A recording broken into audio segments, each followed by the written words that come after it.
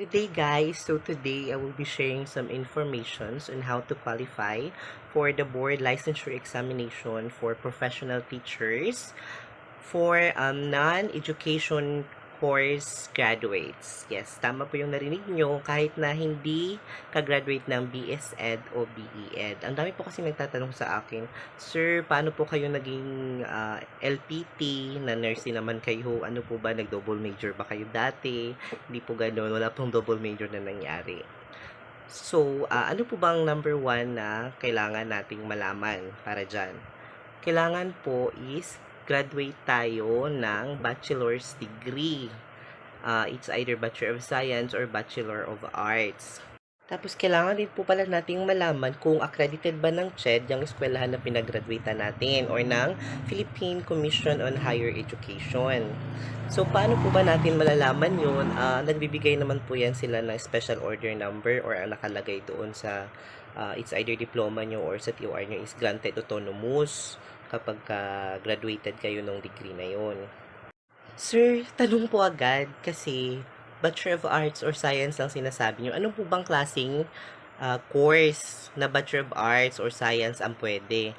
Kahit ano po na napagtapusan nyo na bachelor's degree, 4-year course, 5-year course, like Bachelor of Science in Nursing, AB Literature, AB Pol Sci, Bachelor of Science in Engineering, mga ganyan-ganyan po. Kahit anong major nyo po niya nung college na yan, hindi po yan magmamatter. Sa next step po natin malalaman kung saan na po magmamatter, kung anong course nyo fit sa specialization nyo or sa magiging major subject nyo pag take ng board exam.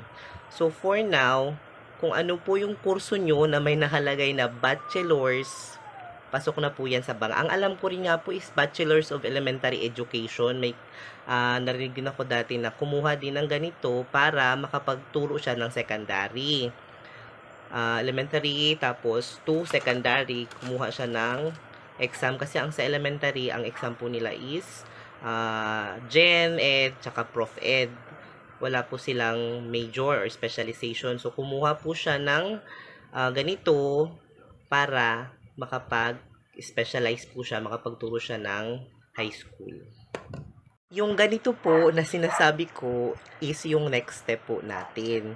At ito po ay magpapa-enroll po tayo sa eskwelahan na nag-o-offer ng certificate program ng education. So, ibig ko pong sabihin is kailangan po nating magbayad ng tuition, mag-aral, at ipasa po ito at mabigay yung tamang grades na nararapat para maipasa natin yung program. So, bakit pa po kailangan mag-aral, sir? So, yung pag-aaral na yun ang magbibigay sa atin ng eligibility na maging matanggap yung papers natin sa PRC na nakapag-kuha tayo ng mga subjects na related to education like philosophy and education, etc., etc., child development, etc., etc., mga ganyan-ganyan po. Ngayon, nagkakaiba-iba po yan. Nagba-vary yan siya sa mga eskwelahan na nag-o-offer. Yung sa akin po is one sem lang siya, tapos teacher certificate program po ang tawag sa kanya. Sa iba naman po is certificate in teacher program or teaching program, tapos may iba na po na teacher education program, may iba rin po na nag-o-offer ng bridging in education, parang ganun po yung tawag. Nagmamatter po din iyon kung saan kayo mag-aaral, kung ilang SEM. Kasi may alam ako na ibang eskwelahan po ang offer nila is 2 SEMs. Ang binibigay nila is 32 units. So, parang isang taon kang mag-aaral. 2 SEM kang mag-aaral. So, nasa sayo naman yun. May alam kasi akong school na gano'n na mas mura naman yung tuition nila per SEM. Pero, yun nga, 2 SEM. So, hindi ako doon kumuha. So, ang iba naman po is 1 SEM lang kasi ang alam ko, hindi ko lang sure kung ngayon yun pa din. 18 units lang kasi ang required dati. So, pag nakuha mo yung 18 units, pasok naman siya sa isang SEM at matapos mo yun, maipasa mo yung certificate program na yun, bibigyan ka nila ng ng mga qualifications na kailangan mo para mag-apply sa PRC. So, yun po. Pero wag naman po kayong matakot kasi hindi naman po siya ganun kamahal na. Hindi parehas nung college student tayo kasi nga 18 units lang ang kailangan mo, 18 to 32, depende sa'yo kung kukunin mo yung 1 year or yung 1 SEM lang, depende sa'yo. At saka mas mura ang tuition niya kasi nga konting units lang siya. Ang magiging problema mo lang is yung travel mo tsaka yung allowances mo. So, ang ibang school kasi is nag-o-offer sila ng parang sasabay nila sa ibang subject, sa mga subject ng ibang estudyante. Yung iba naman is may special sila na Saturday, Sunday para sa mga post na graduate na ng college. So doon pumapasok yung iba kasi Saturday, Sunday lang sila pupunta pero whole day po yun. So doon sila. Kung kaya mo naman na everyday ka, more fun, kagaya nung nangyari sa akin, after duty, pasok ka sa banga. So, minsan nga ka, minsan antok ka, pero laban pa din kasi ang dami po yung requirements. Maraming reporting, pero kayang-kaya po. Kayang-kaya natin yan. Tapos tayo ng college, so kayang-kaya natin yan. Laban lang tayo. Laban lang talaga sa life.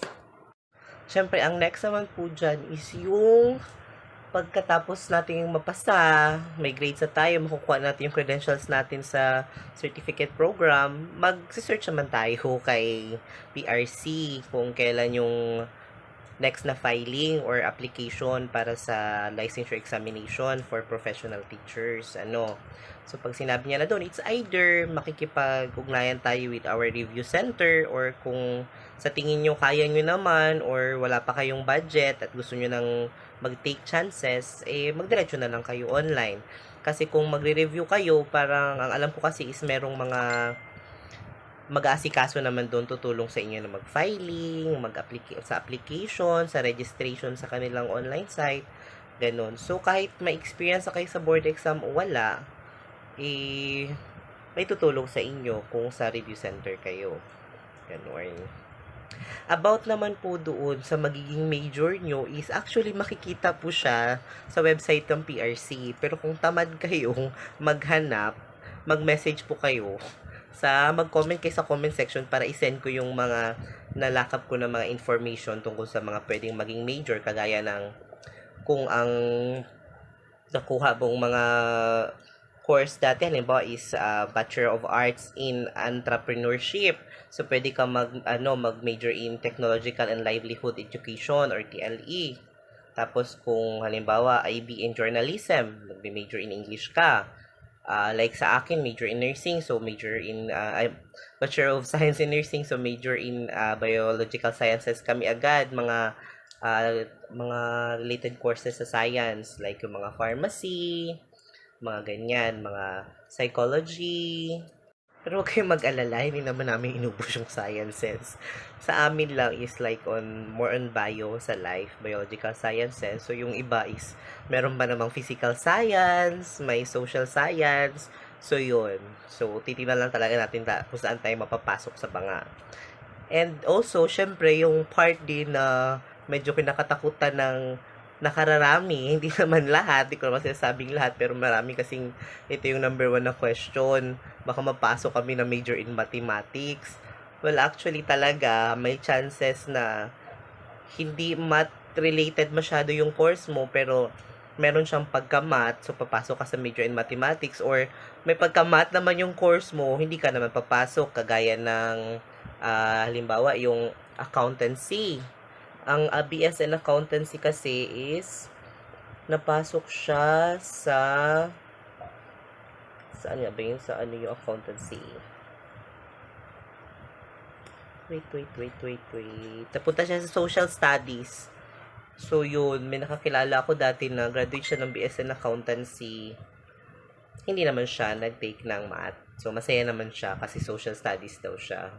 Pero, ewan ko lang kasi accountancy yung course niya dati. Hindi ko lang talaga alam kung anong reason niya. Pero okay lang yun kasi syempre, ang hirap nga naman pag puro math. Diyos ko, pa nagbo-board exam, dasal-dasal na lang talaga pag math. Ganon. Tapos meron namang iba na hindi ko alam kung masyado ba siyang maraming math at napunta siya dito. Ano ba ha? Computer science. Pag computer science ka, pasok ka sa mathematics.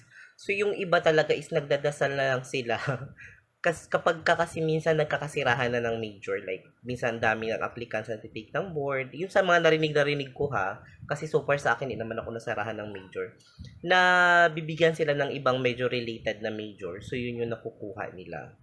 Pero, chismis lang yun. Hindi ako sure. Baka may masiraan pa ako nito. Hindi ako sure. Basta yun ang narinig ko. Kasi meron naman atang ibang mga, pwede ka sa ibang major. Kaya, doon, pasok ka pa rin sa mga. So, yun. Kung may mga katanungan pa kayo at gustong malaman, chat na lang kayo or mag-comment sa comment section. Mas maganda kung comment na lang. Bye!